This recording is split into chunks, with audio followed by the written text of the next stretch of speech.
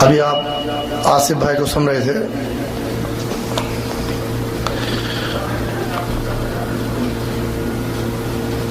آج شیخ جو موضوع پیش کریں گے کہ اللہ کے نبی صلی اللہ علیہ وسلم کی دعوت تبلیغ کا کیا طریقہ تھا.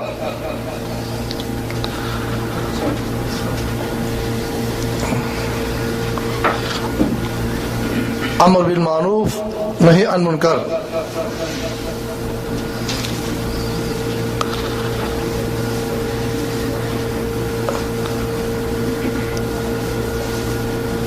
میرے ذہن میں ایک بات آتی ہے،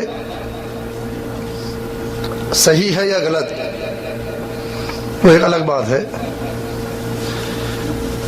ہمارے ملکوں میں جو لوگ بھی دعوت تبلیغ کا کام کر رہے ہیں یا دنیا میں جو لوگ بھی کر رہے ہیں،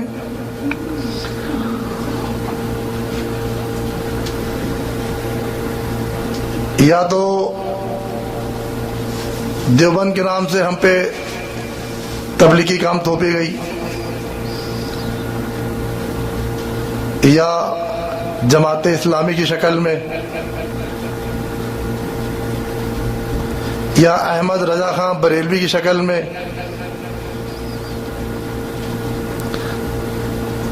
یا تبلیغی جماعت کی شکل میں. اور ہماری زندگی اور موت کے فیصلے بھی یہی لوگ کرتے ہیں. ہماری زندگی اور موت کے فیصلے بھی یہی لوگ کرتے ہیں، اور ہمارے دینی اور غیر دینی معاملات کے فیصلے بھی یہی کرتے ہیں.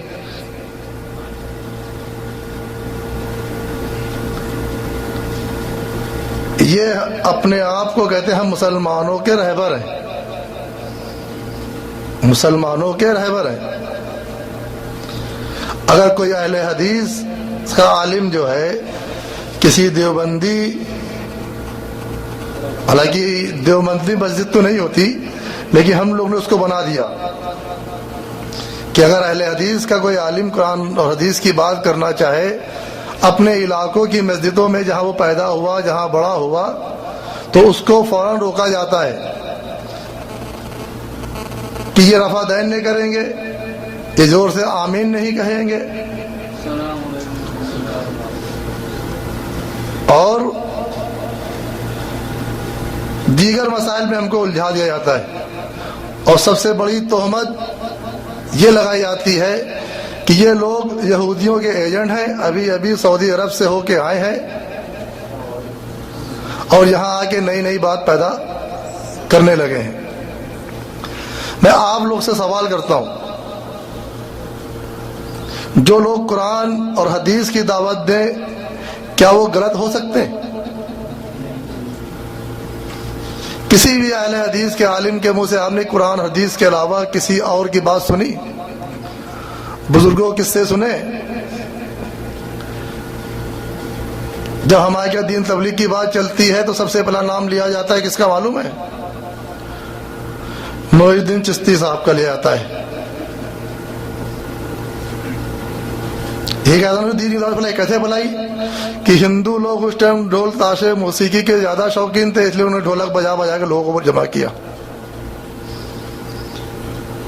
کیا اللہ کے نبی صلی اللہ علیہ وسلم اس طریقے سے دعوت دی؟ دوسری جماعت ہماری نکلی وہ خانخواہ والی کہ آپ درباروں کے چکر لگائیے اور درباروں کی چوکھٹوں میں جائے، سارے فائدے آپ کو وہاں سے ملیں گے. یہ بھی مسلمانوں کی رہبر بنتی ہے بہت بڑی. دوسرے اپنے آپ کو شرافت کا چولا پہن کے بہت شریف، بہت اخلاق والے، بہت اخلاص والے تبلیغی جماعت کے لوگ کہتے ہیں بس میں سب کا رہبر ہوں، جو بات میں کہتا ہوں بس وہی صحیح ہے. جب ہمارے جیسا شخص کوئی دین کو سیکھ کر اپنے ملکوں میں جاتا ہے تو جب تک کہ ان کو یہ نہیں معلوم، پہلے سمجھتے یہ شافعی ہو گیا، شاید رفع دین کرتے دیکھتے، آمین بھی کہتے سنتے کہتے شافعی ہو گیا. لیکن جیسے ہی ان کو یہ معلوم پڑتا ہے کہ یہ اہل حدیث ہو گیا تو بس اس پہ فتوے لگانا چالو کرتے ہیں. اس کی زندہ مثال میں ہوں.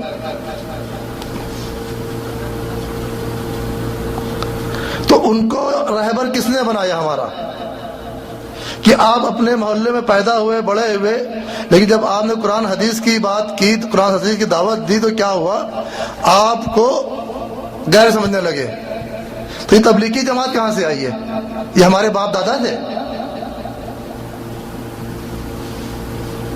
یہ کرے تو صحیح، اور آپ قرآن حدیث کی بات کریں تو ان کو نہ کرنے دیا جائے۔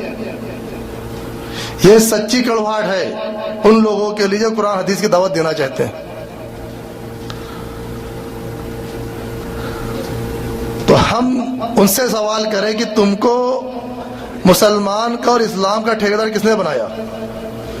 اس مسجد کے مالک تم بنے، کیوں بنے؟ کیسے بن رہے ہو؟ کس نے بنایا؟ یہ بات صحیح ہے غلط ہے بتائیے؟ ہندوستان کی جتنی مسجدیں ہیں وہاں سے تبلیغی جماعت آتی جاتی ہے، ان پہ کوئی تنقید کرتا ہے کہ تم بزرگوں کس سے بتا رہے ہو، شرک کر رہے ہو؟ اس پہ کوئی روکتا ہے؟ کسی نے روکا؟ کسی نے ضرورت کی کبھی؟ لیکن ایک شخص قرآن حدیث کی بات کرتا پورا محلہ سے خلاف ہو جاتا ہے۔ ایسا کیوں؟ اس میں جو ہمارے بھائی ہیں ان میں بھی کچھ کمیاں ہیں، ہماری بھی کمیاں ہیں۔ ہم ان کو وہ دعوت نہیں پہنچا پاتے جو اللہ کے نبی صلی اللہ علیہ وسلم کا طریقہ تھا، یا وہ علم نہیں جانتے ہم جو آپ صلی اللہ علیہ وسلم نے ہم کو علم دیا تبلیغ کرنے کا۔ اگر وہ طریقہ جانتا ہم خوشامد کر کے لوگوں کو اپنی بات کو منواتے، یا آپ صلی اللہ علیہ وسلم کی بات کی طرف اشارہ کرتے بلاتے لوگوں کو، تو شاید ہمیں مسجد نہ چھوڑنا پڑتی، ان کو چھوڑنا پڑتی۔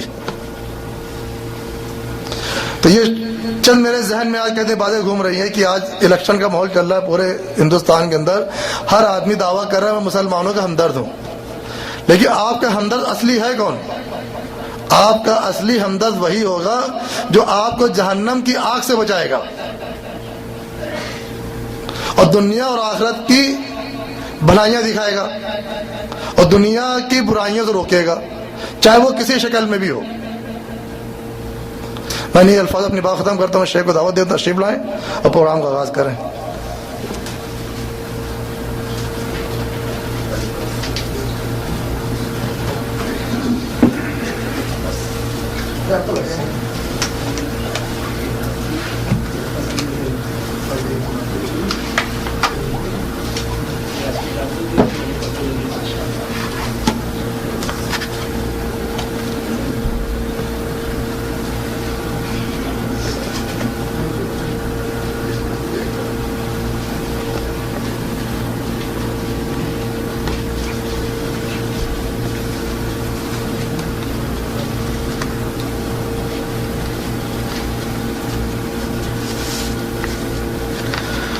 السلام علیکم ورحمۃ اللہ وبرکاتہ۔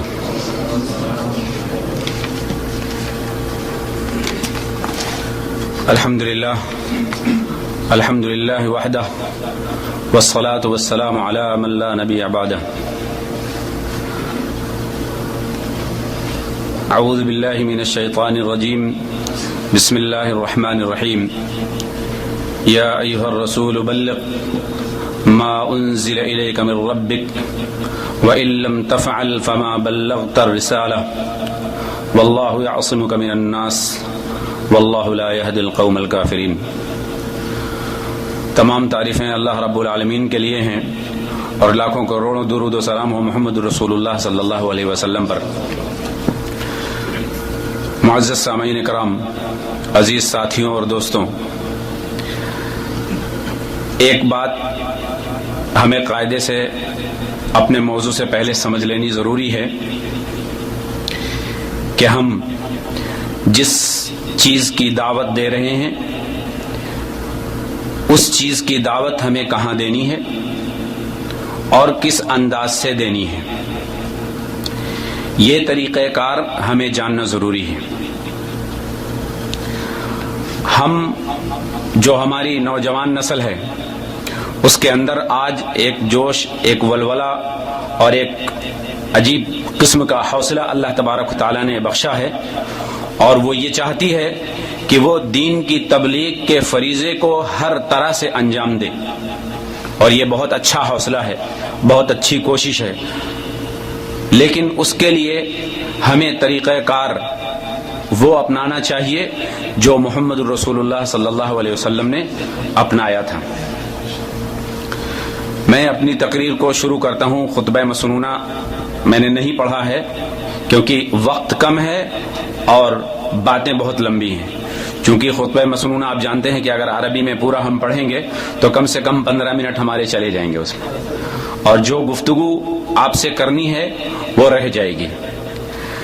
لہذا ہم بغیر کسی لمبی چوڑی تمہید کے آپ کے ساتھ مخاطب ہوتے ہیں، اور اس کے لیے ایک گزارش ہے میری، چونکہ یہاں پہ زیادہ تر طلبہ ہیں اور ہم سب دین کے طالب علم ہیں۔ دین میں کوئی عالم نہیں ہوتا ہے، معلم نہیں ہوتا ہے، سب طالب علم ہوتے ہیں، اوپر سے لے کے نیچے تک کوئی بھی مکمل علم کا دعوے دار نہیں ہوتا، ہم سب طالب علم ہیں، ہے نہیں؟ تو ہم یہ چاہیں گے کہ آپ لوگ ذرا سا وہ چیزیں، پوائنٹس جو میں نے نوٹ کیے ہیں قرآن کریم سے، وہ آپ لوگ اپنے ہاتھوں میں قلم اور کاغذ لے لیں اور اس کو نوٹ کرتے رہیں۔ یہ جمعے کا خطبہ نہیں ہے جس سے آپ کے عمل ضائع ہو جائیں گے، صحیح ہے؟ اس کو نوٹ کریے گا، انشاءاللہ یہ آپ کو فائدے دے گی۔ یا ایھا الشباب الاسلام کیف نبلغ الاسلام ونشہد شہداء علی الناس۔ ہم لوگوں پر گواہ بنا کر بھیجے گئے ہیں، رسول ہم پر گواہ ہیں۔ کس بات پر؟ اللہ کی توحید کو لوگوں تک پہنچانے کے ذمہ دار ہیں۔ طریقہ کار ایسا ہی ہونا چاہیے جیسا کہ رسول کریم صلی اللہ علیہ وسلم نے ہمیں کر کے دکھایا ہے۔ کما قال اللہ عز وجل فی القرآن، جیسا کہ نبی کریم صلی اللہ علیہ وسلم نے، اللہ تبارک تعالیٰ نے قرآن کریم میں فرمایا ہے، یا ایھا الرسول بلغ۔ ایک چیز یہ پوائنٹ نوٹ کریے، یہ سورہ مائدہ کی آیت نمبر 67 چھٹے پارے میں ہے۔ سورہ مائدہ کی آیت نمبر 67 ہے، چھٹا پارہ ہے۔ اس میں جو لفظ آیا ہے وہ آیا ہے بلغ، بلغ یبلغ تبلیغ۔ چونکہ طلبہ ہیں اور ہم بھی طالب علم ہیں تو ہم کچھ اس انداز کی گفتگو کریں گے تاکہ بات کو اچھی طرح سے سمجھتے چلیں۔ بلغ یبلغ تبلیغ مطلب پہنچانا۔ رسول کریم صلی اللہ علیہ وسلم کو یہ حکم دیا جا رہا ہے، اے میرے رسول تبلیغ کرو، لوگوں تک پہنچاؤ۔ کیا چیز؟ میرا پیغام۔ اللہ تبارک و تعالیٰ کا پیغام کیا ہے؟ میری وحدانیت کو قائم کرو۔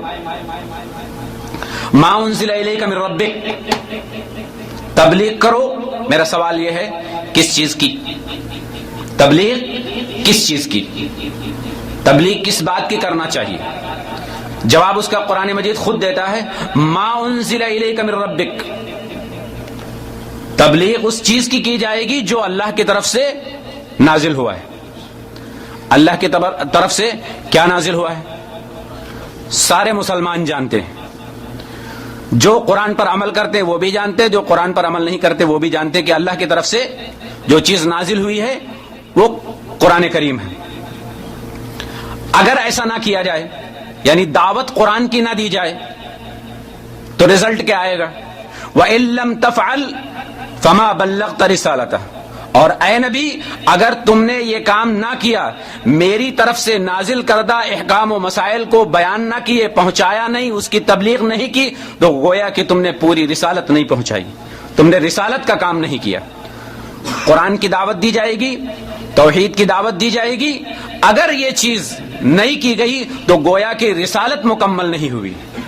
کیا خیال ہے؟ السلام علیکم۔ وعلیکم السلام ورحمۃ اللہ وبرکاتہ۔ کیا رسول اللہ صلی اللہ علیہ وسلم نے ہم تک پوری طرح سے دین کو مکمل تبلیغ کر کے پہنچایا نہیں؟ حجۃ الوداع کے اندر نبی صلی اللہ علیہ وسلم الا هل بلغت، تم لوگ گواہ ہو کیا میں نے پہنچا دیا؟ تو سارے صحابہ نے کیا کہا تھا کہ ہم گواہی دیتے ہیں، نحن نشہد، ہم گواہی دیتے ہیں کہ آپ نے پہنچا دیا اور امانت کے ساتھ اس کو پہنچایا۔ مکمل ہے نا ہمارا ایمان؟ الحمدللہ۔ اچھا، اگر کوئی شخص قرآن کریم کی دعوت دیتا ہے اور حق کی دعوت دیتا ہے تو اس کے ساتھ مصائب اور مشکلات یہ آنا ضروری ہے، لیکن اللہ تبارک تعالیٰ نے اپنے نبی کے حوصلے کو بڑھایا اور فرمایا کہ تم ایسا کرو، تمہاری حفاظت کا ذمہ میں لیتا ہوں۔ کیسے؟ واللہ یعصمک من الناس، میں تمہیں لوگوں کے شر فساد، ان کی برائیوں سے، ان کے گندے برے ارادوں سے، ان کی پلاننگ سے میں تمہاری حفاظت کروں گا، تم میری توحید کی تبلیغ کرو، جو میں کہتا ہوں اس کو کرو۔ آج بھی میرے بھائیوں، آج بھی جو شخص اخلاص کے ساتھ مخلص ہو کر اللہ کی توحید پر لگا ہوا ہے، اللہ کی قسم اسے کوئی نقصان نہیں پہنچا سکتا، جس طرح سے ہمارے نبی کو کوئی نقصان نہیں پہنچا تھا۔ اور آپ کو معلوم ہے جماعت حقہ جس کو کہا جاتا ہے نہیں، جو اللہ تبارک تعالیٰ کی طرف سے مدد کی ہوئی ہے، منصورین ہے نہیں، لا تزال طائفۃ من امتی، یہ پوری ایک حدیث ہے۔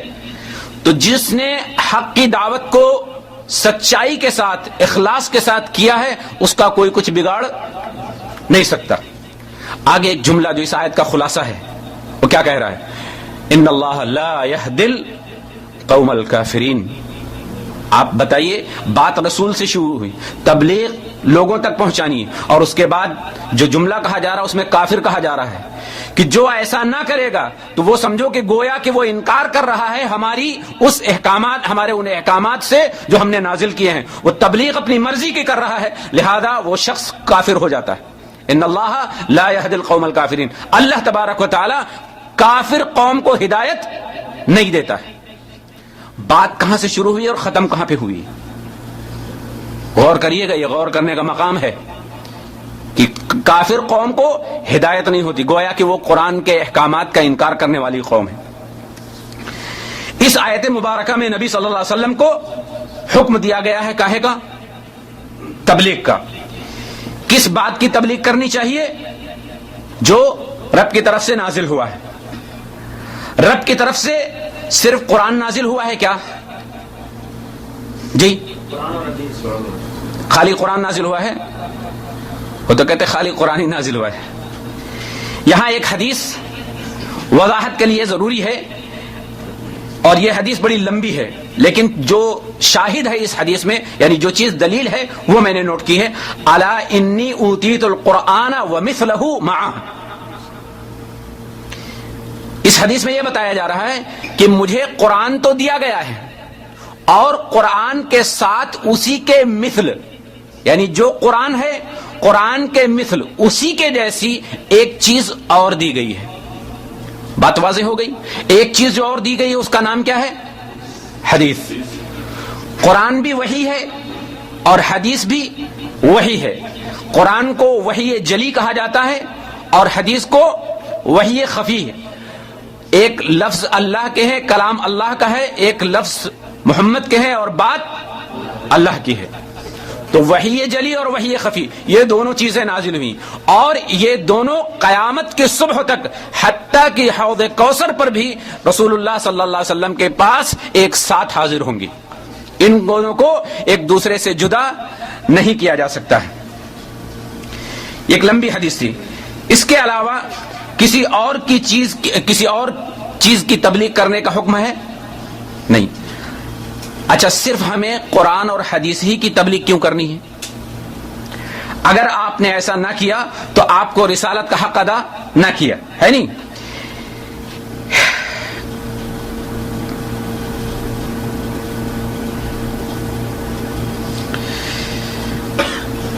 جیسا کہ حدیث کے حوالے سے جو سنن ابو داؤد کتاب السنہ اور سنن ابن ماجہ اور دارمی اور مسند احمد کی روایت میں یہ حدیث جو میں نے ابھی پڑھی تھی، الا انی اوتیت القرآن ومثلہ معہ، یہ حدیث کہاں ہے؟ یہ سارے حوالے میں نے اس میں جو آپ کو بتائیں ابو داؤد میں ہے، ترمذی میں ہے، سنن ابن ماجہ میں ہے، دارمی میں ہے، مسند احمد میں، اور اس کے راوی ہیں حضرت مقداد بن معدی کرب رضی اللہ عنہ۔ اور جو ایسا نہ کرے گویا انکار کر دیتا ہے۔ اچھا، یہاں ایک سوال کر لیجیے آپ، صرف قرآن و حدیث کی تبلیغ کیوں ہوگی؟ ایک سوال ہے یہ، یہاں پر صرف قرآن اور حدیث ہی کی تبلیغ کیوں کی جائے گی، کسی اور کی کیوں نہیں؟ سوال ہوتا ہے نا؟ یہ سوال میں نے اس لیے کیا ہے کہ لوگ قرآن اور حدیث کو چھوڑ کر الگ چیز سے تبلیغ کر رہے ہیں اور اسی کو اصل سمجھ رہے ہیں، اسی پہ امت کو لے جایا جا رہا ہے۔ وہاں نہ قرآن کی بات ہوتی ہے نہ حدیث کی بات ہوتی، اپنے اپنے افکار و نظریات پیش کیے جاتے ہیں، لوگوں کے خیالات تفکرات پیش کیے جاتے ہیں۔ بات یہاں جو بتائی جا رہی ہے کہ صرف قرآن اور حدیث ہی کی دعوت دی جائے گی، سوال یہ ہے کہ قرآن اور حدیث ہی کی دعوت کیوں دی جائے گی؟ اس کے علاوہ کسی اور چیز کی دعوت کیوں نہیں دی جائے گی؟ جواب اس کا یہ ہے، سورہ طٰہٰ نوٹ کریے، سورہ طٰہٰ آیت نمبر 123، 16واں پارہ ہے۔ اللہ تبارک تعالیٰ فرماتا ہے کہ کسی اور کی دعوت یا کسی اور چیز کی تبلیغ کیوں نہیں کی جائے گی، لوگوں کو کیوں نہیں دی جائے گی؟ قَالَ اهْبِطَا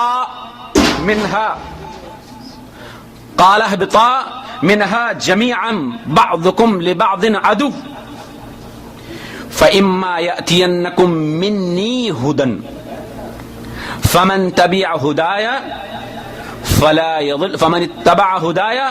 فَلَا يَضِلُّ وَلَا يَشْقَى۔ یہ ہے اس کا جواب۔ اللہ تبارک تعالیٰ نے کیا کہا کہ تم دونوں یہاں سے نکلو، تم ایک دوسرے کے کھلے ہوئے دشمن ہو، عدو ہو، تم ایک دوسرے کے دشمن ہو، اور یاد رکھنا فَإِمَّا يَأْتِيَنَّكُمْ مِنِّي، یہ میم اور نون من ہوتا ہے، اور اس میں جو ہے یائے متکلم ہے۔ اللہ تبارک تعالیٰ نے یائے متکلم کا صیغہ اپنے لیے، کیا؟ میری طرف سے ہدایت آئے گی، منی ہدا، ہدایت کہاں سے آئے گی؟ اللہ تبارک تعالیٰ کی طرف سے۔ اور یہاں پر تاکیداً کہا جا رہا ہے کہ یاد رکھنا کہ جب میری طرف سے ہدایت آ جائے تو اس ہدایت کی جو اتباع کرے گا، فمن اتبع، تو جس نے اس ہدایت کی، کون سی؟ جو اللہ کی طرف سے آئی۔ اللہ کی طرف سے دو چیزیں ہیں، اللہ کا قرآن اور محمد کا فرمان، دو چیزیں ہیں۔ جو شخص ان کی اتباع کرے گا اس کا حال کیا ہوگا؟ فلا یضل، وہ گمراہ نہیں ہوگا، ولا یشقى، اور نہ وہ مشقت اور پریشانی میں اور بدبختی میں پڑے گا۔ کیا خیال ہے؟ آج ہمیں گمراہی کی گالی دی جاتی ہے، یہ لوگ گمراہ ہیں۔ قرآن اور حدیث پر عمل کرنے والے، قرآن اور حدیث کو لوگوں تک پہنچانے والے، قرآن کہتا ہے یہ گمراہ نہیں ہو سکتے، مولوی کہتا ہے یہ گمراہ ہیں۔ اب مولوی کے عقل پہ فاتحہ پڑھنا چاہیے نا، مر چکی ہے، خبت ہو چکی ہے، قرآن کو جھٹلاتا ہے، کہتا ہے یہ گمراہ ہیں۔ کیا خیال ہے کوئی بھی عالم، کوئی بھی طالب علم، کوئی بھی اہل حدیث قرآن اور حدیث کے علاوہ دعوت دیتا ہے؟ اللہ تبارک تعالیٰ کہتا ہے کہ یہ دونوں میرے طرف سے آئے ہیں اور جو ان کی اتباع کرے گا وہ گمراہ۔ مولوی کہتا ہو جائے گا، بات سمجھ میں آئی؟ مولوی کہتا ہو جائے گا یہ گمراہ ہے، یہ یہودیوں کے ایجنٹ ہے، جیسا کہ ابھی آپ کے سامنے جاوید بھائی نے کہا کہ یہودی۔ کیا خیال ہے یہودی قرآن اور حدیث کی دعوت دیتے ہیں؟ اگر یہودی قرآن اور حدیث کی دعوت دیتے ہیں تو اس مولوی سے تو اچھے ہیں جو اپنی دعوت دے رہا ہے، صحیح ہے کہ نہیں؟ اس مولوی سے تو اچھے ہیں جو قرآن اور حدیث کی دعوت دے رہا ہے، جو اپنی دعوت پیش کر رہا ہے، اور ایک یہودی قرآن اور حدیث کی دعوت پیش کر رہا ہے۔ آج پوری دنیا میں جو دشمنی ہے وہ صرف اہل حدیثوں سے تو ہے، یہودی بھی ان کا دشمن، مولوی بھی ان کا دشمن، سارے دشمن ہیں۔ کس بات پہ؟ قرآن کی دعوت نہ دو، حدیث کی دعوت نہ دو، صحیح ہے کہ نہیں؟ اللہ تبارک تعالیٰ کہتا ہے قرآن اور حدیث کی دعوت یہ ہدایت ہے، ہدا منی، یہ ہدایت میری طرف سے آئی ہے، اس پر اتباع کرنے والا، اس پر چلنے والا گمراہ نہیں ہو سکتا، اور نہ اس پر مشقت آئے گی، وہ نہ زحمت میں پڑے گا، نہ اس کے اوپر کوئی بدبختی آئے گی۔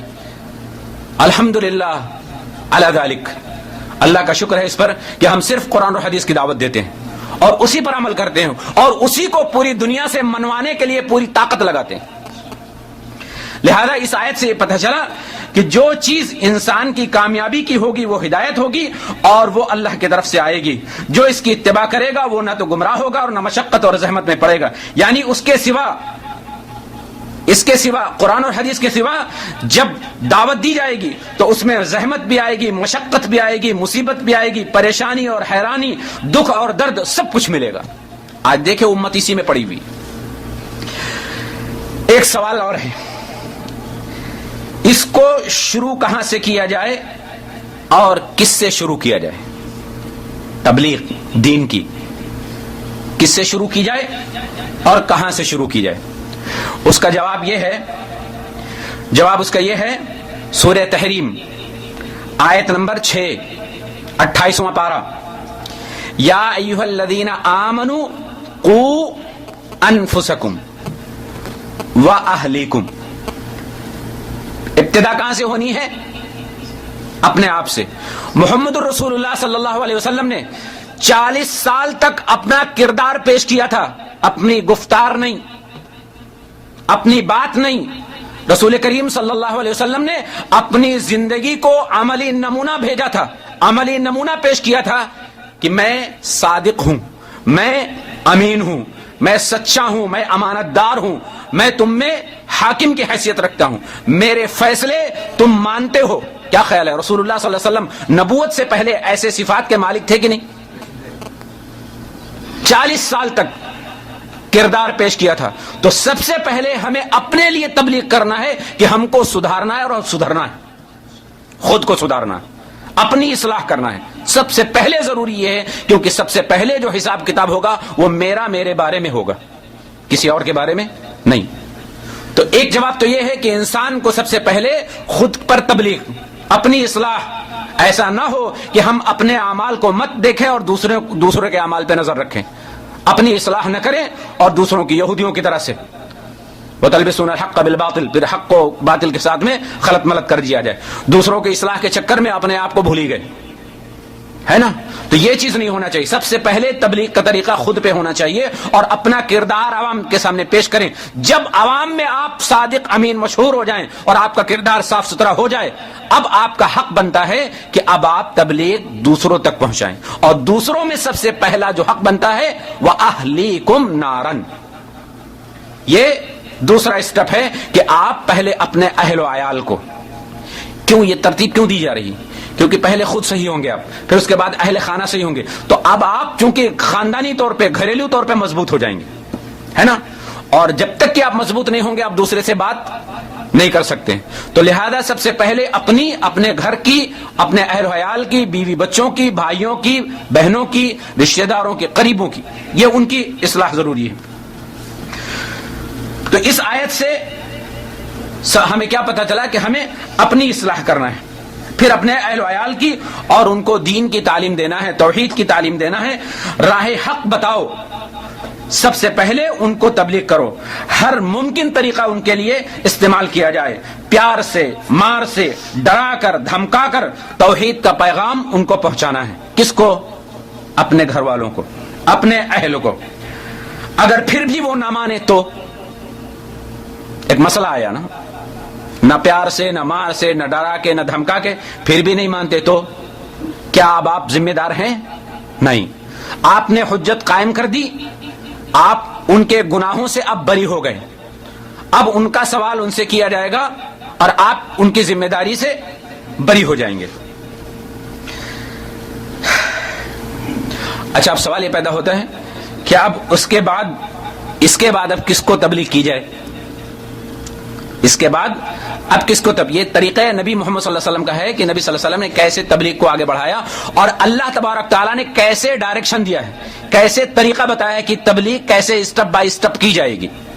ٹھیک ہے، اب یہ ہوا کہ اس کے بعد اب کس کے ساتھ کی جائے گی؟ جواب اس کا یہ ہے، نوٹ کریے، سورہ شعراء آیت نمبر 214، 19واں پارہ۔ اللہ تبارک تعالیٰ اس میں فرماتا ہے نبی صلی اللہ علیہ وسلم کو وَأَنذِرْ عَشِيرَتَكَ الْأَقْرَبِينَ، یہ ہے رسول کریم صلی اللہ علیہ وسلم کا طریقہ تبلیغ۔ اور آپ دیکھیں، غار حرا سے اتر کر نبی نے سب سے پہلے کس کو تبلیغ کی؟ اپنے اہل کو، ہے نہیں؟ اس کے بعد میں پھر جب دوسری صورتیں نازل ہوئی تو پھر اپنے دوستوں کو، اپنے قریبوں کو، اپنے پاس ساتھیوں کو، ایسے، ہے نہیں؟ اب اس کے بعد میں جو تیسرا مرحلہ آیا ہے، اللہ تبارک تعالیٰ فرماتا ہے وَأَنذِرْ عَشِيرَتَكَ الْأَقْرَبِينَ، اب ڈراؤ تم اپنے قریبی، اقرب اس میں تفضیل ہے، سب سے قربت والے جو رشتہ دار ہیں، جو سب سے قریبی رشتہ دار ہیں، ان کو ڈرایا جائے۔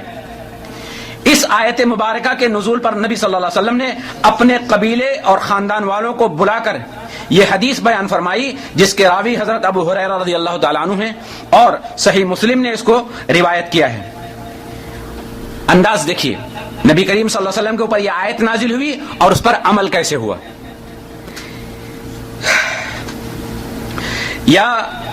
یا بنی کعب بن لوئی انقذوا انفسکم من النار. یا بنی مرہ بن کعب انقذوا انفسکم من النار. یا بنی عبد شمس انقذوا انفسکم من النار. یا بنی عبد مناف انقذوا انفسکم من النار. یا بنی ہاشم انقذوا انفسکم من النار. یا بنی عبد المطلب انقذوا انفسکم من النار. یہ سارے قبیلے اور خاندان تھے نبی صلی اللہ علیہ وسلم کے جن کو قرابت حاصل تھی رسول اللہ صلی اللہ علیہ وسلم کے ساتھ رشتہ داریاں تھیں. اللہ کے نبی نے اس آیت پر ایسے عمل کیا اور سب کو بلایا. ٹھیک ہے. اور پھر آخر میں کیا فتح یا فاطمہ انقذی نفسک من النار فإنی لا املک لکم من اللہ شیئا غیر ان لکم رحما سأبلها ببلالها.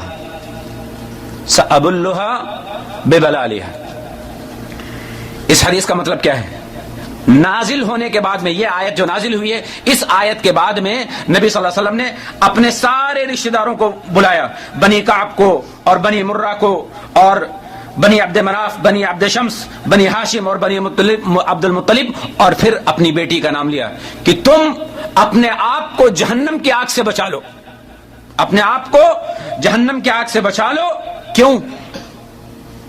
فَإِنِّي لَا أَمْلِكُ لَكُم مِّنَ اللَّهِ شَيْئًا. لا حرف نفی ہے, شیئن نکرہ ہے. جو طالب علم عربی پڑھ رہے ہیں ان کے لیے یہ خاص کر جملہ ہے, دھیان سے سنیں اس کو. لا حرف نفی ہے, شیئن نکرہ ہے, اور نکرہ جب تحت النفی آئے یعنی نکرہ جب اس سے پہلے نفی ہو اور اس کے بعد نکرہ اسم آتا ہے. شیئن, شیئن کا مطلب کوئی چیز, کوئی بھی چیز. تو نکرہ یہ غیر معروف چیز کو بولتے ہیں. نکرہ جب تحت النفی آتا ہے تو اس کے اندر حصر پایا جاتا ہے, تفید الحصر, حصر کا معنی پیدا ہوتا ہے. مطلب کیا ہے؟ لا املک لکم من اللہ شیئا, میں اللہ کے پاس تمہارے لیے کسی چیز کا بھی مالک نہیں ہوں. میں تمہیں اللہ کی پکڑ سے ذرہ برابر بچا نہیں سکتا. نبی مختار کل ہیں, ایک پوری جماعت اسی مسئلے پہ ٹکی ہوئی ہے اور اہل حدیثوں کو گمراہ, نجدی, وہابی, پتہ نہیں کن کن ناموں سے پکارتی اور کہتی ہے کہ نبی مختار کل ہیں.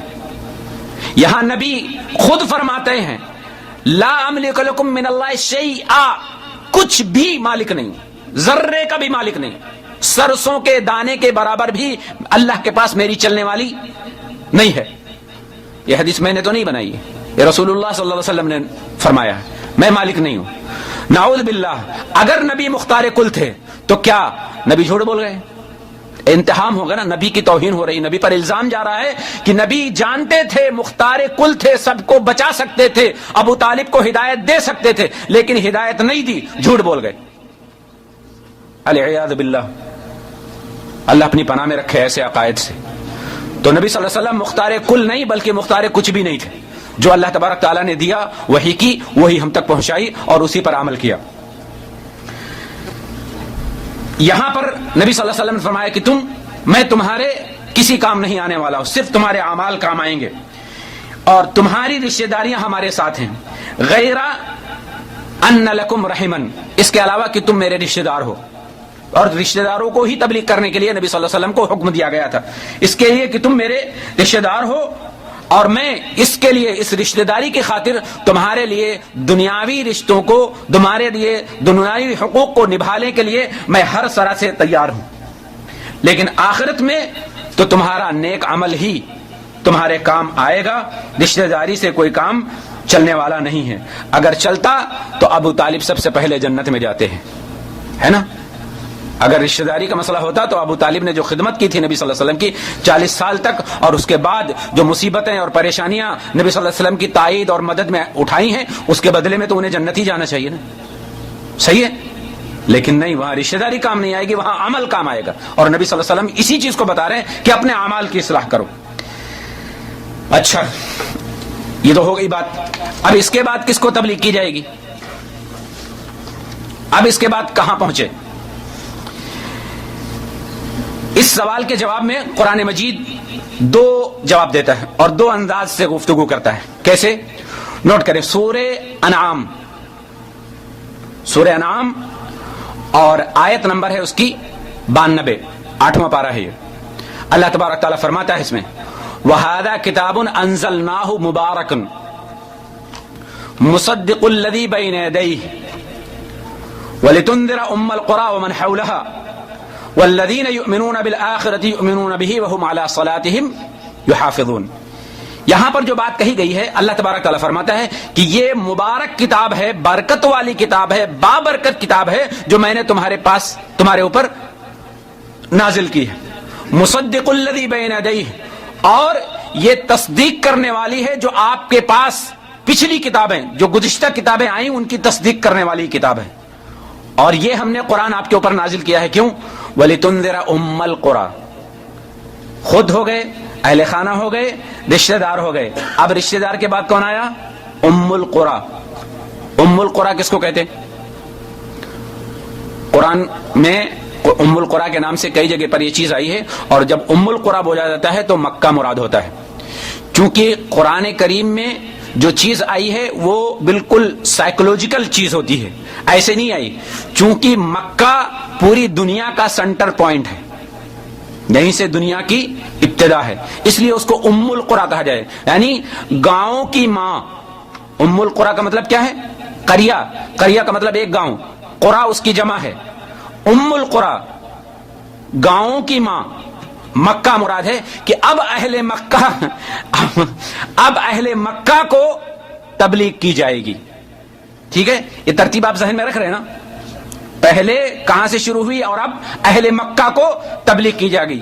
اور جب اہل مکہ سے فارغ ہو جائیں گے تو ومن حولہا، پھر مکہ کے آس پاس، مکہ کے اطراف چھوٹی چھوٹی جو وادیاں ہیں، چھوٹے چھوٹے جو آبادیاں ہیں، ان میں جایا جائے گا اور ان کو تبلیغ کی جائے گی. والذین یؤمنون بالآخرہ، جو آخرت پر ایمان رکھتے ہیں، یؤمنون بہ، اور اس قرآن پر ایمان رکھتے ہیں، اس قرآن پر ایمان رکھتے ہیں. اور ان کی ایک صفت بیان کر دی گئی ہے. وہ کون لوگ ہوں گے؟ وہم علی صلاتہم یحافظون. وہ ایسے لوگ ہوں گے جو اپنی نمازوں کی حفاظت کریں گے. ایک تو یہ اس کا جواب ہے. دوسرا جواب اس کا اس طرح ہے. سورہ شورى، نوٹ کر لیجیے، یہ بھی سورہ شورى 25واں پارہ اور آیت نمبر 7.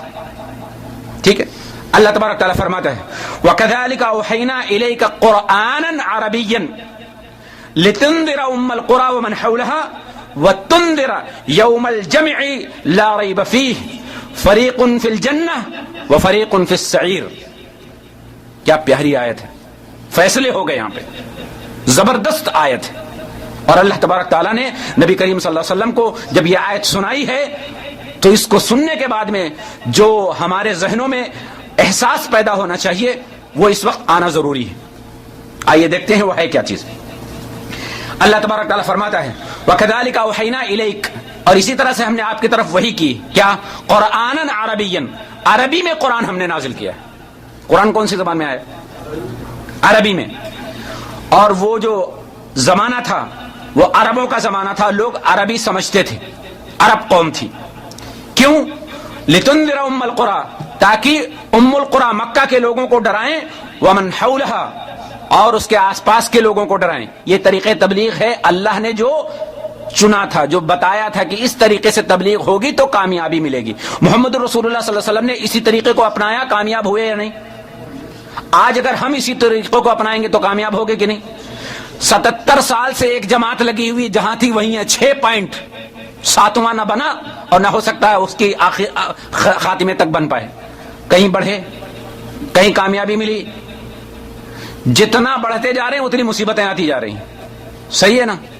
کیونکہ طریقہ محمد رسول اللہ صلی اللہ علیہ وسلم کا نہیں ہے، طریقہ اللہ کا نہیں ہے. اور جو بات آگے کہی جا رہی وَتُنذِرَ يَوْمَ الْجَمْعِ لَا رَيْبَ فِيهِ، اور انہیں ڈراؤ اس دن سے جس دن لوگوں کو جمع کیا جائے گا. یوم الجمع، اکٹھا کیا جائے گا قیامت کا دن. اس دن سے ڈراؤ. کیوں؟ اس دن سے ڈرانے کی وجہ کیا ہے؟ اللہ تبارک تعالیٰ فرماتا ہے اس دن کے آنے میں کوئی شک ہے؟ قیامت کے آنے میں کوئی شک ہے؟ لا ریب فیہ، لا شک فیہ، اس کے اندر کوئی شک کی گنجائش ہی نہیں. کیوں؟ وہ دن آئے گا، ایسا ہیبتناک ہوگا، ایسا بھیانک ہوگا کہ اس دن فیصلے ہو چکے ہوں گے اور بتایا کیا جائے گا فریق فی الجنہ، ایک فریق جنت میں ہوگا، وفریق فی السعیر، اور ایک فریق جہنم میں ہوگا. تو پتا چلا وہاں صرف دو ہی فرقے ہوں گے، دو فرقے ہوں گے، ایک اہل جنت کا اور ایک اہل جہنم کا. اہل جنت کا وہ ہوگا جو اس طریقے کار پر ہوگا، اور جو اس طریقے کار سے ہٹے گا وہ اہل جہنم میں ہوگا. اس آیت مبارکہ میں ایک نقطہ ہے جو قابل غور ہے کہ ایک فرقہ جنت میں ہوگا اور ایک فرقہ جہنم میں ہوگا. اس بات سے رسول اللہ صلی اللہ علیہ وسلم کی وہ حدیث یاد آتی ہے جس میں 73 فرقوں کا ذکر ہے. یاد آیا کچھ؟ ہے نہیں. یہاں بتایا جا رہا 2 فرقے ہوں گے اور حدیث ہمیں بتاتی ہے کہ 73 فرقے ہوں گے. تو پتا چلا کہ 73 میں 72 جو ہوں گے ان کو سب کو ایک فرقہ بنایا گیا ہے. بات سمجھیے گا. 73 فرقے جو حدیث میں آئے ہیں اس میں 72 فرقوں کو، 72 جماعتوں کو، 72 گروہوں کو ایک گنا گیا ہے کہ یہ سب ایک لائن میں ہوں گے، سب جہنمی ہوں گے. جیسا کہ نبی صلی اللہ علیہ وسلم نے کھل کے کہا ہے، واضح الفاظ میں کہا ہے کہ سب جہنم میں جائیں گے سوائے ایک کے. ایک جنتی ہوگا، کہ صرف ایک جنتی قرار دیا ہے. ظاہر بات ہے کہ حق ایک ہے اور اس کے مقابلے میں جو کچھ مختلف انداز سے دنیا میں ہے اصل میں سب باطل ہے اور سب کے سب ایک ہیں. آئیے ایک حدیث سے یہ بات مدلل کر لیں. حدیث اس طرح ہے، یہ حدیث بڑی اہم ہے. اس حدیث کو ہم چاہیں گے کہ سمجھ لیں آپ اچھی طرح سے. بڑی پیاری حدیث ہے. کیا کچھ ڈسٹرب ہو رہا ہے؟ ہم چالو رہیں. حدیث جو ہے ذرا دھیان سے سنیے گا. عن ابن عمر رضی اللہ عنہ قال خرج علينا رسول الله صلى الله عليه وسلم وفي يديه كتابان فقال أتدرون ما هذا الكتابان قلنا يا رسول الله إلا أن تخبرنا فقال للذي في يده اليمنى هذا كتاب من رب العالمين فيه أسماء أهل الجنة وأسماء آبائهم وقبائلهم ثم أجمل على آخرهم فلا يزداد فيهم ولا ينقص منهم أبدا ثم قال للذي في شماله هذا كتاب من رب العالمين فيه أسماء أهل النار وأسماء آبائهم وقبائلهم ثم أجمل على آخرهم فلا يزداد فيهم ولا ينقص منهم أبدا فقال أصحابه فيما العمل يا رسول الله إن كان أمر قد فرغ منه فقال سددوا وقاربوا فإن صاحب الجنة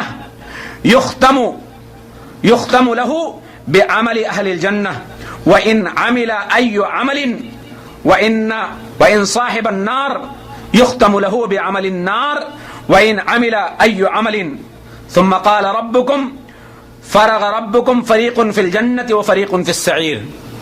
یہ حدیث مشکات شریف کی ہے اور صفحہ نمبر 13 پر ہے. آئیے اس حدیث کو ترجمے میں سمجھتے ہیں.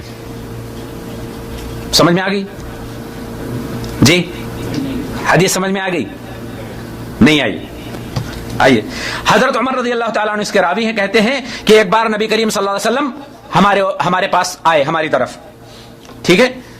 ان کے ہاتھ میں وفی یدیہ، ید اور یدین دو ہوتے ہیں نا، اس لیے تثنیہ کے صیغے میں نون ساقط کر دیا جاتا ہے. تو یہاں کیا آیا ہے؟ یدیہ، دونوں ہاتھ. نبی کریم صلی اللہ علیہ وسلم اپنے دونوں ہاتھ میں 2 کتابیں لے کے نکلے. فقال اتدرون ما هذان الكتابان، کیا تم لوگ جانتے ہو کہ یہ 2 کتابیں کون سی ہیں؟ حضرت عمر رضی اللہ تعالیٰ عنہ فرماتے ہیں کہ ہم سب نے کہا یا رسول اللہ الا ان تخبرنا، کہ اللہ کے رسول آپ مجھے خبر دیجئے، اس کے بارے میں بتائیے کہ یہ کیا ہے، ہم تو نہیں جانتے. الا ان تخبرنا، مگر یہ کہ آپ مجھے بتائیں تبھی ہمیں پتہ چلے گا. فقال للذی فی یدہ الیمنی، تو ان کے جو داہنے ہاتھ میں تھا اس کے بارے میں فرمایا، جو داہنے ہاتھ میں تھی اس کے بارے میں فرمایا ھذا کتاب من رب العالمین، یہ کتاب رب العالمین کی طرف سے آئی ہے. ھذا کتاب من رب العالمین، کیا ہے اس میں؟ کہتے ہیں فیہ اسماء اہل الجنہ، اس کے اندر اہل جنت کے نام ہیں، واسماء آبائہم، اور ان کے باپ دادوں کے نام ہیں، واسماء قبائلہم، اور ان کے قبیلوں کے خاندانوں کے نام ہیں. ثم اجمل علی آخرہم، اجملہ کا مطلب یہ مجمل کر دینا، یعنی ایک ایک کر کے پوری تفصیل لے کے نہیں جانا ہے، بلکہ دو تین باتوں کا ذکر کر کے اس کو آخری حد لگا دی، اور اس کا پورا کیلکولیشن، پورا میتھ جتنی تھی سب لگا کے آخر میں بتا دیا کہ ان کا آخر جو ہے وہ یہ ہے کہ فلا یزداد فیہم، اب اس میں کوئی زیادتی نہیں کی جائے گی. جو لکھ دیے گئے اس کتاب میں کہ یہ جنتی ہیں وہ جنتی ہیں. ولا ينقص منهم ابدا، اور نہ ان میں سے کچھ کمی کی جائے گی، نہ ناقص ہوں گے نہ زیادہ کیے جائیں گے. اہل جنت کا فیصلہ ہو چکا ہے. ثم قال للذي في شماله، اور جو نبی صلی اللہ علیہ وسلم کے بائیں ہاتھ میں تھی اس کے بارے میں فرمایا ھذا کتاب من رب العالمین، یہ بھی اللہ کی طرف سے آئی ہوئی کتاب ہے. اس میں کیا ہے؟ اس میں اہل جہنم کے نام ہیں اور ان کے آباء و اجداد کے، ان کے قبیلوں کے نام ہیں. ثم اجمل علی آخرہم، پھر پوری میتھ لگا کر، پورا حساب کتاب کیلکولیشن کر کر اس پہ لگا دیا کہ یہ سب اس کے اندر اہل جہنم موجود ہیں. فلا یزداد فیہم، اب ان میں بھی کوئی زیادہ نہیں کیا جائے گا. ولا ينقص منهم ابدا، اور ان میں سے کوئی کم بھی نہیں کیا جائے گا کبھی. فقال اصحابہ، دیکھیے سوال، دیکھیے صحابہ کرام کا سوال، دیکھیے اس حدیث کو سننے کے بعد میں، اس معاملے کو سننے کے بعد میں صحابہ کرام نے سوال کیا. فقال اصحابہ فیما العمل، اب عمل کا کیا فائدہ ہے؟ نبی صلی اللہ علیہ وسلم کے صحابہ نے پوچھا کہ جب سب ایسا ہو چکا ہے، سب لکھ پڑھ چکے ہیں، جنتی نہ زیادہ ہو سکتے ہیں جنت کے خانے میں، نہ جہنم کے خانے میں کم زیادہ ہو سکتے ہیں، سب فیصلہ ہو چکا ہے، تو فیم العمل یا رسول اللہ، اب عمل کا فائدہ کیا ہے؟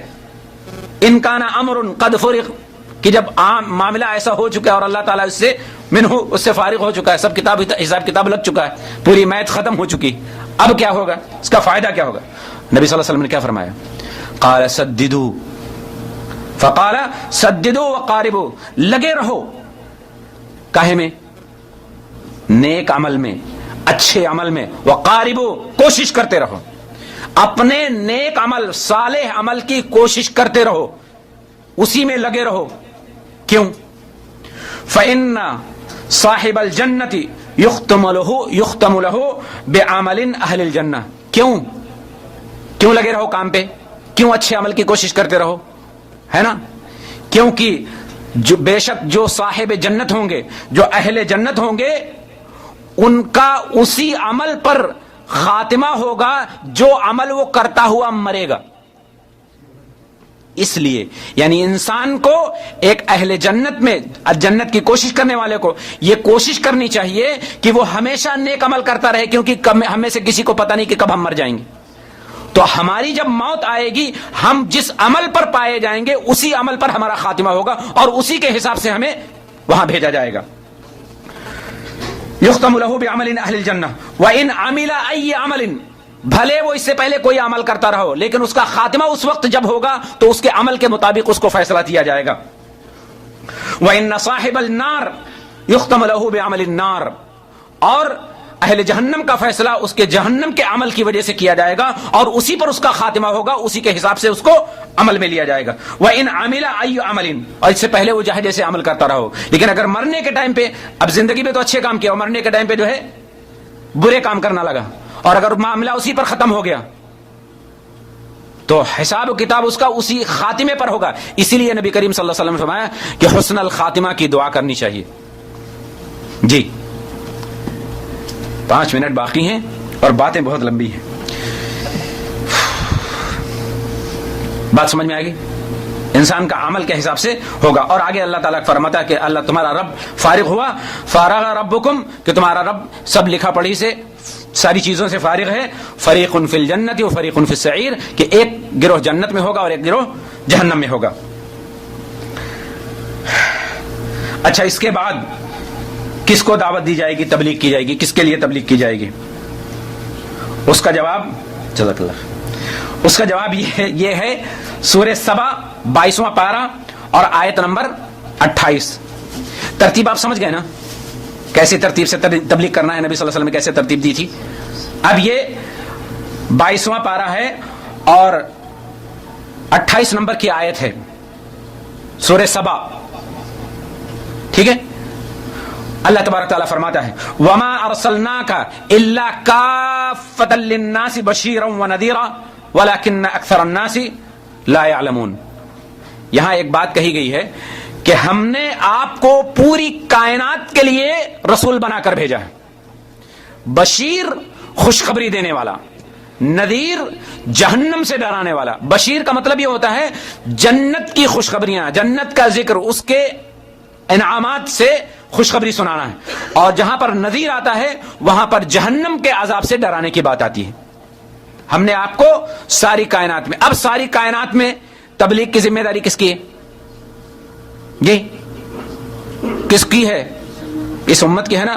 وَكَذَلِكَ جَعَلْنَاكُمْ أُمَّةً وَسَطًا لِتَكُونُوا شُهَدَاءَ، تاکہ تم لوگوں پر گواہ رہو۔ نبی ہم کو گواہ بنا کر گئے نا، تو اب ہماری ذمہ داری ہے کہ طریقہ کار وہی اپنائیں تبلیغ کا جو محمد رسول اللہ صلی اللہ علیہ وسلم کا تھا اور جو اللہ تبارک و تعالی نے طریقہ بتایا تھا، اسی طریقے سے ہمیں تبلیغ کرنی ہے۔ تو نبی صلی اللہ علیہ وسلم پوری کائنات کے لیے آئے تھے، اور اکثر لوگ یہ بات نہیں جانتے۔ اگر جانتے ہوتے تو وہ تبلیغ ایسی ویسی نہ کرتے، پھر یہی کرتے، ہے نہیں۔ اس آیت کی تفسیر میں حضرت قتادہ رضی اللہ تعالیٰ عنہ کا یہ فرمان ہے کہ اللہ تعالیٰ نے نبی صلی اللہ علیہ وسلم کو تمام عرب و عجم کی طرف رسول بنا کر بھیجا۔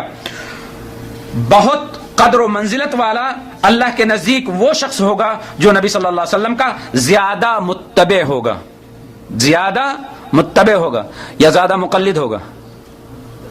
جی نہیں سمجھ رہے؟ زیادہ متبع ہونا چاہیے، زیادہ مقلد ہونا چاہیے؟ یہ تو آپ لوگ تھوڑے ہیں نا، زیادہ والے تو کہتے ہیں کہ نہیں مقلد ہونا چاہیے۔ عقل خبت ہو گئی ہے، قرآن پڑھیں گے نہیں، حدیث پڑھیں گے نہیں، ادھر ادھر کی ٹامک ٹوئیاں مار کے اور اپنی مرضی کی جو ہے تبلیغ کریں گے، اس کے بعد کہیں گے کہ کامیاب ہو گئے۔ زیادہ متبع، خوشبخت انسان وہ ہوگا جو نبی صلی اللہ علیہ وسلم کا زیادہ متبع ہوگا۔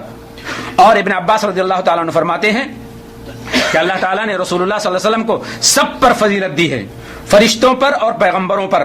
لوگوں نے پوچھا کہ پیغمبروں پر کس طرح فضیلت ہے، کس امر پر، کس معاملے میں ان کو نبی صلی اللہ علیہ وسلم کو پیغمبروں پر فضیلت ہے؟ تو فرمایا کہ ہر پیغمبر کو اس کی قوم کی ہدایت کے لیے بھیجا گیا ہے اور ان کا ہم زبان بنا کر بھیجا گیا ہے نا۔ اور ہمارے پیارے نبی صلی اللہ علیہ وسلم کو کیا فرمایا ہے؟ وما ارسلناک الا کافۃ للناس، کہ ہم نے آپ کو ساری کائنات کے لیے رسول بنا کر بھیجا ہے، ہر انسان کے لیے بھیجا ہے، ہر زمانے کے لیے بھیجا ہے اور ہر زبان والے کے لیے بھیجا ہے، یہاں تک کہ جناتوں کے لیے بھی بھیجا ہے۔ اسی طرح سے بخاری و مسلم کی حدیث میں حضرت جابر رضی اللہ تعالیٰ عنہ سے مروی ہے کہ نبی صلی اللہ علیہ وسلم نے فرمایا مجھ کو 5 چیزیں ملی ہیں، نوٹ کریے گا 5 چیزیں۔ نبی صلی اللہ علیہ وسلم نے فرمایا کہ مجھ کو 5 چیزیں ملی ہیں مجھ سے پہلے جو کسی نبی کو نہیں ملی۔ نمبر 1 مہینے کی مسافت تک دشمن کے دل میں میرا رعب رہتا ہے، یہ پہلی چیز تھی جو نبی صلی اللہ علیہ وسلم کو ملی، اس سے پہلے کسی کی نبی کو یہ نہیں ملی۔ اور ساری زمین میرے لیے سجدہ گاہ اور پاک کرنے والی بنا دی گئی، یہ دوسری چیز ہے۔ تیسری چیز ہے اور مال غنیمت میرے لیے حلال کر دیا گیا ہے، معلوم؟ چوتھی چیز اور شفاعت کبریٰ مجھ کو ملی ہے۔ کوئی نبی شفاعت کے لیے کھڑا ہوگا سوائے نبی کے؟ 5ویں چیز اور میں سب لوگوں کے لیے بھیجا گیا ہوں۔ یہ 5 چیزیں ہیں جو نبی صلی اللہ علیہ وسلم کو ملی ہیں۔ اب یہاں پر طریق تبلیغ مکمل ہو گیا، ساری کائنات تک تبلیغ آپ کی پہنچ گئی، نبی نے پہنچا دیا۔ اب ہماری ذمہ داری ہے کہ ہم اسی طریقے سے ساری کائنات میں تبلیغ کو پہنچائیں۔ معذرت کے ساتھ اگر آپ لوگ ساتھ دیں تو کچھ باتیں ہیں جو ضروری ہیں اس پروگرام کا۔ میرا موضوع پورا ہو گیا ہے سر؟ آپ لوگ بتائیے، جاوید بھائی تو خاموش ہیں۔ کچھ باتیں ہیں جو کرنا ضروری ہے، وہ آپ کے کام آئیں گی۔ آپ اگر قلم چلا رہے ہیں نوٹ کرتے جائیں گے تو انشاءاللہ وہ آپ کو اچھا فائدہ دیں گی۔ اب آئیے دیکھتے ہیں کہ لوگ کون سی دعوت دیتے ہیں اور کس کی دعوت دیتے ہیں اور کس کو دعوت دیتے ہیں. 3 لفظوں پہ غور کریے گا: دعوت، تبلیغ، اصلاح. دعوت، تبلیغ، اصلاح. دعوت غیر مسلم کو دی جائے گی، ٹھیک ہے. توحید کی تبلیغ مشرکین اور مستشرقین کو دی جائے گی، جو بھٹکے ہوئے لوگ ہیں، مشرک ہیں، ان کو دعوت دی جائے گی، تبلیغ ان کے ساتھ کی جائے گی. ان کو اپنا پیغام، وہ پیغام جو محمد رسول اللہ صلی اللہ علیہ وسلم نے لوگوں تک پہنچایا ہے، وہ پیغام ہمیں دینا ہے. اس کو کہتے ہیں تبلیغ. تبلیغ وہ نہیں ہوتی مسلمان کی کنڈی کھٹکھٹا دی، سو رہا ہے، پتہ نہیں بیمار ہے کیسا، باہر نکلو، آؤ 2.5 گھنٹے جھیلو ہم کو. انا للہ و انا الیہ راجعون. یہاں ہماری قوم 1 گھنٹہ برداشت نہیں کر رہی ہے، وہاں 2.5 گھنٹے جلوا دیتے. صبح صبح اٹھا لے جاتے گھر سے اور بٹھا دیتے مسجد میں. بولتا ناپاک ہیں، ٹھیک ہے تم آ جاؤ، جھوٹے وعدہ کر لو، نقد یا ادھار کچھ کر لو. انا للہ و انا. 2.5 گھنٹے، 2.5 گھنٹے. نبی صلی اللہ علیہ وسلم کا جو لمبا خطبہ تھا وہ 25-30 منٹ کا، 20 سے 25 منٹ. یہ 2.5 گھنٹے. اور کیا، نہ قرآن نہ حدیث. تبلیغ 2.5 گھنٹے کرنے والا خود بھی جاہل اور جس کو کر رہا وہ بھی جاہل. ایک کبوتر بول رہا، دوسرا کبوتر گٹر گوں کر رہا ہے. ہاں ہاں ہاں ہاں ہاں. انا للہ و انا. یہ تبلیغ ہے، اس کو تبلیغ کہتے ہیں. تو تبلیغ دین کی، دین کس کو کہتے ہیں؟ اللہ کے قرآن کو، محمد کے فرمان کو یہ پہنچانا ہے ان تک جن تک نہیں پہنچا، اس کو کہتے ہیں تبلیغ. دعوت ان کو دی جائے گی، بلایا جائے گا، آؤ اسلام میں داخل ہو جاؤ. یہ ہے دعوت. غیر مسلموں تک اپنی بات پہنچانا اور ان کو اپنے دین میں داخل کرنا، یہ ہے دعوت و تبلیغ. ٹھیک ہے. اچھا، جو لوگ کر رہے ہیں تبلیغ کے نام پر، وہ کیا کر رہے ہیں؟ وہ تبلیغ نہیں کر رہے ہیں، وہ اصلاح کا کام کر رہے ہیں. نئی گاڑی خریدو، 6 مہینے چلاؤ، پھر اس کو ریپیئرنگ کرنا ہوتی ہے، اس کی دھلائی منجائی سب کرنا ہوتا ہے. تو جو بگڑیل ہوتے ہیں ان کی اصلاح کرنا، اس کو اصلاح کرتے ہیں، ہے نہیں؟ اس کو اصلاح کہتے ہیں. کسی خراب چیز کو صحیح کرنا، اس کو اصلاح کہتے ہیں. تو وہ اگر کوئی مسلمان ہے، اس نماز نہیں پڑھ رہا، اس کو نماز کے لیے بلا رہے ہو، تو کیا ہے؟ یہ تبلیغ نہیں ہے. یہ کیا ہے؟ اصلاح. نام تبلیغ کا ہے. اور تبلیغ بھی کون سی؟ محمد والی، نبیوں والی. تبلیغ کون سی؟ صحابہ والی. ایک صحابی کا نام بتاؤ جس نے چلا لگایا ہو. 1 دن کا، 2 دن کا، 3 دن کا، 10 دن کا، تمہارے جتنے گنتی کے چلے ہیں، کسی ایک دن کا بتاؤ کہ کسی صحابی نے لگایا ہو. بتا سکتا کوئی؟ یا محمد رسول اللہ صلی اللہ علیہ وسلم نے کسی صحابی کو اس طرح سے کسی مسلمان کی کنڈی کھٹکھٹانے کے لیے بھیجا ہو؟ بتا سکتے ہیں؟ ان کو جہاں بھیجا ہے نبی صلی اللہ علیہ وسلم نے، پورا دستہ، پوری فوج بھیجی، اور کیا کہہ کر بھیجا ہے کہ اگر وہاں سے اذان کی آواز آ جائے تو ان پہ حملہ نہ کرنا، ان کے بچوں پر ہاتھ نہ چھوڑنا، ان کے بوڑھوں پر ہاتھ نہ چھوڑنا، ان کی عورتوں کی حفاظت کرنا. اور کیا کہنا؟ قولوا لا الہ الا اللہ وتشہدوا انہ رسول اللہ. یہ گواہی دو کہ محمد رسول اللہ کے رسول ہیں، اور گواہی دو اس بات کی کہ اللہ کے سوا کوئی معبود نہیں. یہ تھی دعوت صحابہ کی. اور جہاں پہ بھیجا ہے وہاں پہ ایک ہاتھ میں اللہ کا قرآن ہوتا تھا، دوسرے ہاتھ میں محمد کا فرمان ہوتا تھا، اور اس کا انکار کرنے پر ان کے لیے سزا مقرر کی جاتی تھی. کرو تبلیغ ایسی صحابہ والی. دعویٰ کرتے ہو صحابہ کی تبلیغ کا، کرو، ایسے کر کے دکھاؤ. ایک بھی جو واپس لگا کے آ جاؤ چلا، لوٹے گا کہیں؟ چلے میں چتھڑے اڑا دیے جائیں گے، واپس ہی نہیں آئیں گے. پھر کر کے دیکھو ایک بار تبلیغ. یہ تو مسلمان بیچارے عوام، جاہل عوام ہے جس کو تم بیوقوف بنا رہے ہو تبلیغ کا نام کر کے. وہ بیچارے اٹھتے ہیں آنکھیں ملتے ہوئے مسجد چلے جا رہے ہیں، آپاک ناپاک پتہ نہیں، ان کا کچھ سرے سے پتہ ہی نہیں ہوتا کہ کس حال میں مسجد میں جا رہے ہیں. اور جاتے ہیں وہاں بیٹھ جاتے ہیں گھٹنے ٹیک کے، ہاں ہاں ہاں ہاں. ایک طرف سے آوازیں آتی ہیں گٹر گوں، ادھر سے وہ ہاں ہاں لگے. کچھ نہ سمجھا نہ سمجھے، نہ سمجھانے والے کو کچھ پتا، نہ سمجھنے والے کو کچھ پتا ہے. تو یہ کیا ہے؟ یہ اصلاح ہے. اچھا، ایک سوال اور ہے کہ یار ہم لوگ نہ علامے ہیں بہت بڑے، نہ مفتی ہیں، ہے نہیں، اور ہم لوگوں کی سمجھ میں قرآن بھی آتا ہے، حدیث بھی آتی ہے. ادھر بڑے بڑے مفتی، بڑے بڑے علامے، بڑے بڑے پگڑ والے، بڑے بڑے خانقاہوں کو چلانے والے، بڑے بڑے مدرسوں کے مالک، محتمم، اور فلاں مطلب بڑی بڑی جماعتیں بنا کے، اتنے بڑے بڑے علامے، اتنی بڑی بڑی ڈگریاں، بستر لگا کے رات میں سوتے اسی پہ، اتنی بڑی بڑی ڈگریاں، اتنی ڈگریاں کہ پورا بستر بنا لو. ایسے لوگ، ان کی سمجھ میں قرآن اور حدیث کیوں نہیں آتا؟ یہ سوال ہے. آپ کی سمجھ میں کیوں آتا ہے؟ آپ کی سمجھ میں کیوں آتا ہے؟ آپ کے پاس کوئی ڈگری بھی نہیں ہے، آپ ڈگری ہولڈر بھی نہیں ہیں, مفتی بھی نہیں ہیں, فتویٰ بھی نہیں لگا سکتے, لیکن آپ کی سمجھ میں قرآن بھی آتا ہے, حدیث بھی آتی نہیں آتی؟ بولیے بولیے, زور سے بولیے. آتی ہے نا, الحمدللہ. ان کی سمجھ میں کیوں نہیں آتی, یہ ایک سوال ہے. پڑھنے کے بعد کیوں نہیں سمجھ میں آتی؟ آئیے اس کا جواب ہم دیتے ہیں.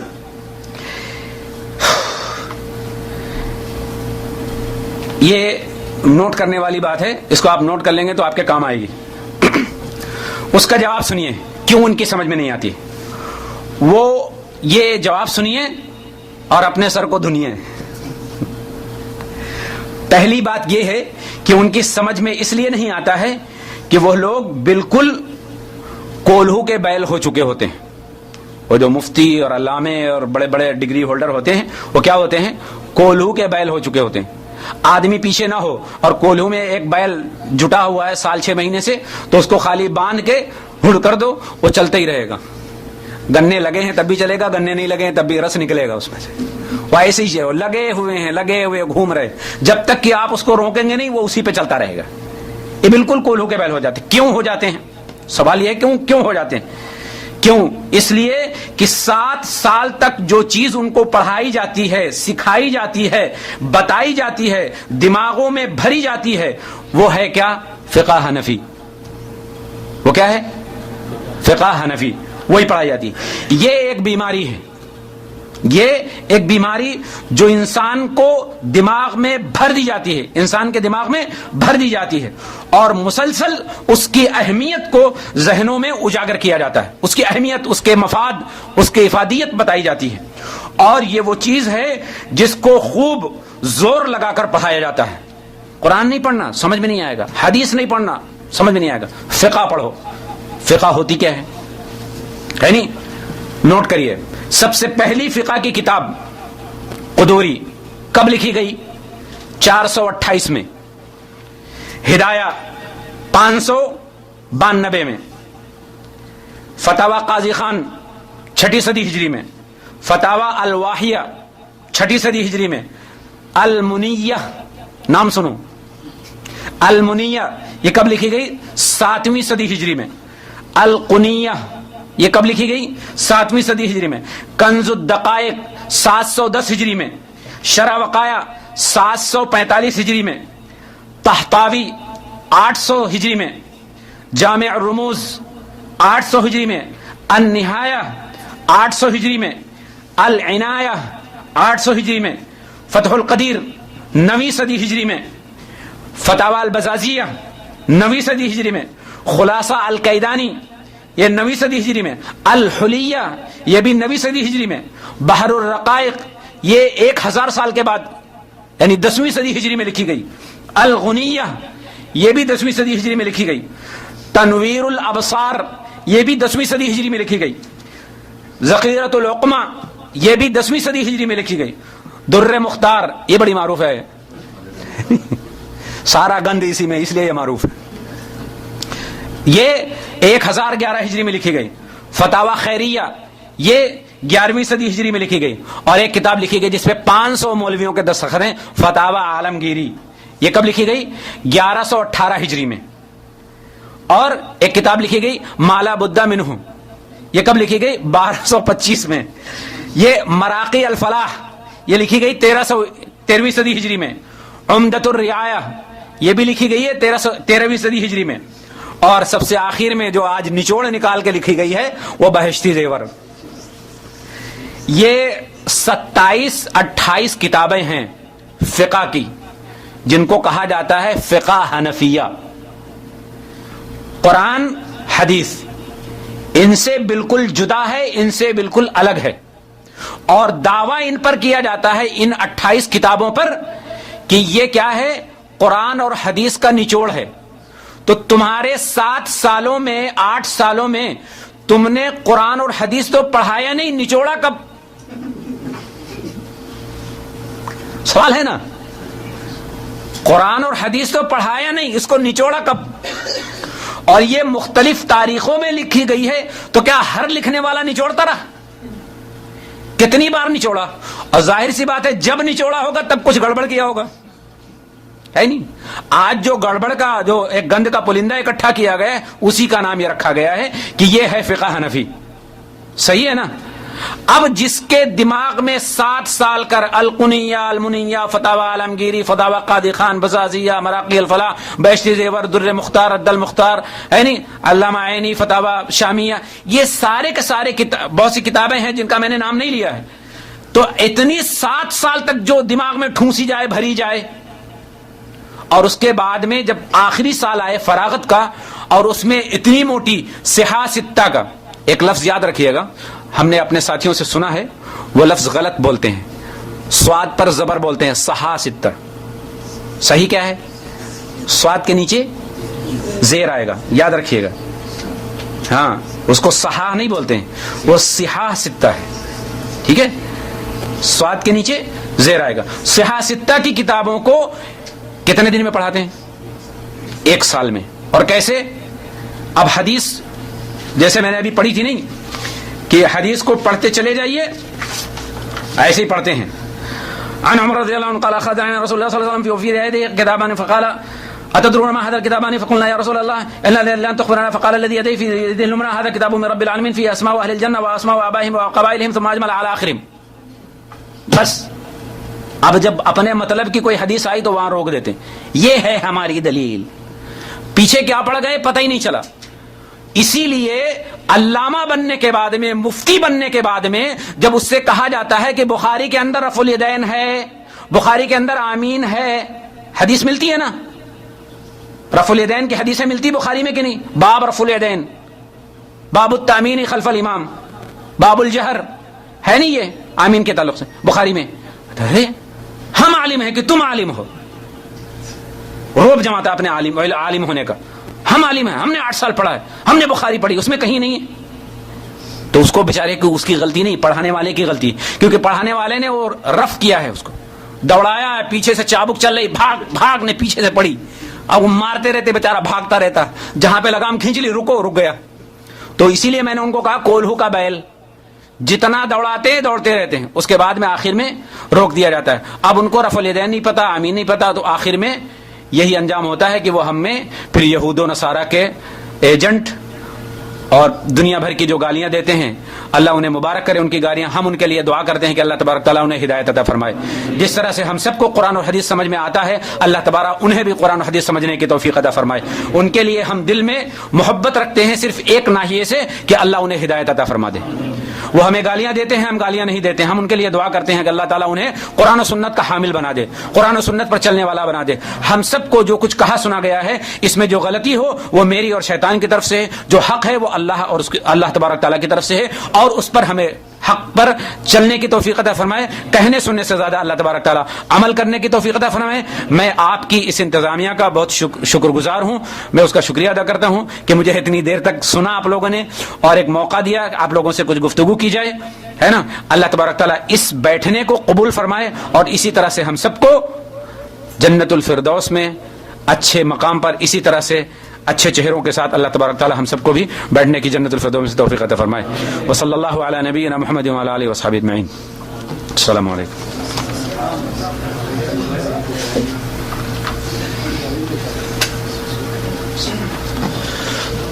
جزاک اللہ خیر.